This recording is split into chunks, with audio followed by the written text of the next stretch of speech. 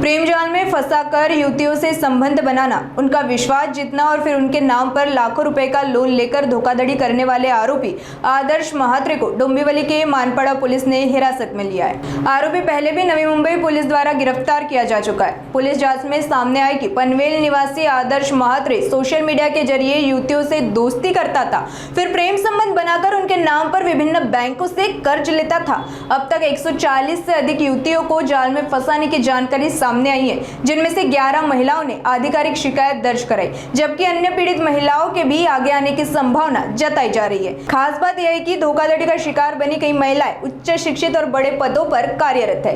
नवी मुंबई में मामला सामने आने के बाद डोंबिवली की एक युवती ने भी शिकायत दर्ज कराई, जिसके बाद मानपड़ा पुलिस ने आरोपी को हिरासत में लेकर आगे की जांच शुरू कर दी है। इस घटना ने सोशल मीडिया और ऑनलाइन रिश्तों के जरिए होने वाली आर्थिक ठगी के गंभीर खतरे को एक बार फिर उजागर कर दिया है।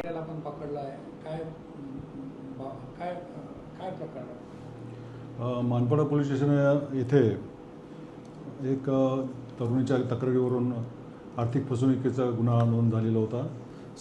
सदर गुन्ह्याचा तपास करत असताना आरोपित नामे आदर्श प्रशांत म्हात्रे उर्फ रुद्रेश गणेश गोंधळी, वय 34 वर्ष, राहणार मुक्काम पोस्ट तुराडे रसायनी, तालुका पनवेल, जिल्हा रायगड, यास मानपड़ा पोलिसांनी अटक केलेली आहे। सदर आरोपी हा यापूर्वी नवी मुंबई पोलिसांनी पकडलेला होता। त्याच्यावर एकूण 10 गुन्हे विविध पोलीस ठाण्यामध्ये नोंद करण्यात आलेले आहेत। सदर आरोपी हा मॅट्रिमोनियल साईटवरून तरुणींशी संपर्क साधतो आणि त्या माध्यमातून त्यांच्याशी मैत्री करून त्यांच्याच मोबाईलवर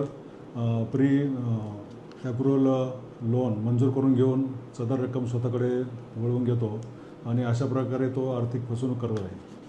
किती मुलींच्या आतापर्यंत समजला आहे? आता पावे तो एकूण 11 तरुणींनी दिलेल्या तक्रारीवरून गुन्हे नोंद झालेले आहेत। बहुत किती मुली समोर येण्याची शक्यता जरा किती आल्या त्या काय आकडा आहे का? अजून पण या मुली ज्यांची आर्थिक फसवणूक झाली आहे अशा मुली समोर येऊ शकतात। त्यांनी संबंधित पोलीस स्टेशनकडे संपर्क साधून याबाबत गुन्हा नोंद करावा।